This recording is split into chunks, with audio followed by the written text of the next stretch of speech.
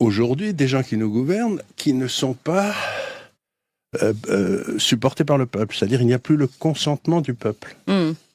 Et ça crée des dysfonctionnements absolument considérables parce qu'ils ont un agenda qui n'est pas celui du peuple. Par exemple, ils veulent continuer à avancer vent debout sur la construction européenne, alors que le peuple n'arrête pas de dire, écoutez, ça va bien, on devrait arrêter, même on devrait faire marche arrière, quoi. Donc on a cette espèce de conflit entre la classe médiatique et la France, et ça se voit très bien au moment des élections. Vous voyez, vous mettez les gens qui trouvent qu'ils sont pas légitimes, la carte est toute bleue si c'est eux qui sont en bleu, et puis ceux qui sont en rouge, c'est tout Paris. En fait, aujourd'hui, la France, c'est vent debout contre Paris. Oui. C'est ce qu'on voit partout. C'est vrai. Et donc, il faut... si quelqu'un se présente un jour aux élections, il faudra qu'il fasse une campagne contre Paris. Renverser Paris. D'ailleurs, c'est intéressant parce que dans votre thread, mais dans vos analyses en général, vous revenez sur cette métaphore des hommes des arbres et des hommes des bateaux, des pirogues. Pirogues, c'est exactement ça. Et j'en parle souvent, j'en reparle encore cette fois-ci. Donc en fait, Paris, c'est les hommes des pirogues. C'est les hommes des pirogues, ça, c'est une les Anywhere de Woodard. Ça vient de nos territoires de Tahiti, c'est que là-bas, il y a les hommes des arbres qui restent sous leur arbre, qui sont contents, la noix de coco tombe, ils la bouffent et ils sont tranquilles, ils ne demandent rien. Ou c'est la chanson de Brassens, auprès de mon arbre, j'étais heureux. Oui. J'étais heureux. Et puis, vous avez les hommes des bateaux qui coupent l'arbre et qui en font une pirogue pour aller voir si l'île d'à côté est pas mieux. Et donc, nous, on est gouvernés depuis la chute du mur de Berlin par des hommes des bateaux qui veulent établir un gouvernement mondial. L'archétype, c'est Attali, si vous voulez, ou Hariri, là. Et les populations gueulent comme des ânes. Et quelqu'un comme Jean-Paul II disait « La démocratie ne peut exister que dans une nation, un État-nation. Parce que dans un État-nation, celui qui perd accepte sa défaite. » Mais imaginez qu'en France, la France subisse une défaite à Bruxelles, comme elle en a subi tant, et qu'elle perde une de ses souverainetés, on ne peut pas se révolter. Oui. On n'a pas d'outils pour se révolter. Ces gens-là ne sont pas élus. Donc, la base de la démocratie, c'est l'acceptation de la défaite par le perdant, en attendant la prochaine élection. Il n'y a pas de prochaine élection. Donc on a un vrai blocage politique. Et on ne peut s'en sortir, aussi curieux que ça paraisse, que par une révolution. Mais ce qui est rigolo, c'est que les Anglais sont dans la même panade, alors qu'ils sont sortis de l'Europe. Les Allemands sont... Et à chaque fois, ça écroule l'économie. Oui. Alors, on va arriver à cette question budgétaire. Je ne sais pas si d'abord sur la question politique, Guy de Lafortelle, vous souhaitiez réagir ? J'ai entendu Régis de Castelnau un peu avant nous dire que le gros problème qu'on avait sur la séquence politique actuelle n'était pas tant la dissolution d'avant l'été, mais le Front républicain. Et là, je rejoins Monsieur Gave qui dit qu'on a des politiques qui ne représentent plus le peuple. C'est-à-dire qu'on a des gens qui ont demandé de voter justement pour ce Front républicain.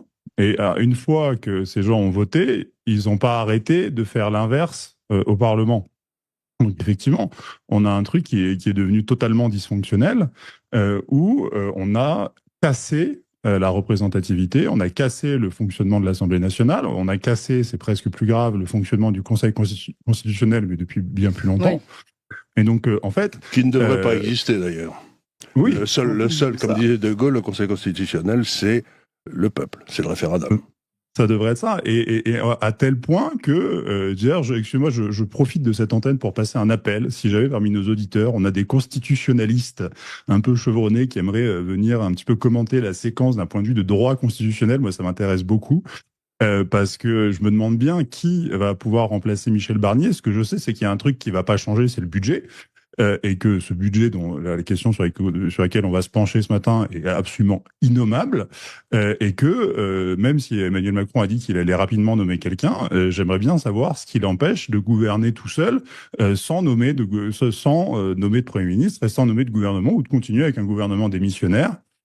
J'aimerais bien savoir ce qui l'en empêche, parce que je vois pas tellement d'autres issues à ça, à part de faire... ou alors, encore une fois, et c'est là qu'on se rendrait compte qu'on a une classe politique totalement foireuse, c'est que comme on a toujours un budget qui est invotable, mais structurellement et de très très très très loin, Peut-être que en fait, le RN et les LFI se fichent complètement d'avoir un budget qui est en train de nous détruire, et que finalement, ils sont tous en train de penser à leur meilleur chemin pour devenir le prochain président ou le prochain hocher qu'ils pourront récupérer. Oui, enfin, c'est pas rien quand même d'être le prochain président. C'est ce que nous expliquait Guilain Benessa. On est peut-être dans le temps plus politique, et une fois que le politique sera installé, il pourra peut-être remettre l'économique à plat. Mais justement, alors Charles Gavalon sur cette question budgétaire, évidemment, donc budget ici remis à zéro. Donc pour le moment, on nous dit qu'on va passer sur le budget 2024 qui va être reconduit, qui va permettre avec une loi spéciale à l'État de lever les impôts. Mais attendez une seconde, le budget 2024, il était déjà désastreux. Oui. Alors, mais le 2025 était pire, non ? Était pire. Mais je veux dire... C'est déjà une bonne chose. Donc on va... Puis 2023 était pire, et puis ça fait 50 ans qu'on a des budgets qui ne tiennent pas debout. Donc continuer, bon, c'est dire... Ça va très mal. Ça aurait pu aller plus mal, mais ça continue à aller très mal, donc il faut être optimiste. Non, il y a des moments où il faut... Mais par contre, moi je suis très optimiste, parce qu'on est en train d'arriver, ce que j'ai essayé d'expliquer dans mon livre... La liberté la vérité vous rendra libre, oui. C'est que cette classe allait perdre partout. Pas simplement en France, elle est en train de s'écrouler intellectuellement. Et donc la bonne nouvelle, c'est que c'est un peu comme la fin de l'Union soviétique. C'est que on est en train d'arriver à la fin de la social-démocratie. Je dis toujours en rigolant bêtement, parce que je fais de mauvaises astuces, que la social-démocratie, c'est au communisme ce que le Coca était au Coca, quoi. Vous mettez plus longtemps à mourir de saloperie, quoi. Mais c'est une saloperie. Et donc, on arrive à la fin de la social-démocratie. Et donc, il va y avoir la chute du mur de Berlin, et donc toutes ces saloperies que nous a amené la social-démocratie vont crever. Mais la chute du mur de Berlin, parce que pour le moment on est en France, la chute du mur de Berlin c'est plutôt au niveau de Bruxelles, non ? Bah oui. Vous voyez aussi la chute de Bruxelles si vous voulez, on est en train d'arriver...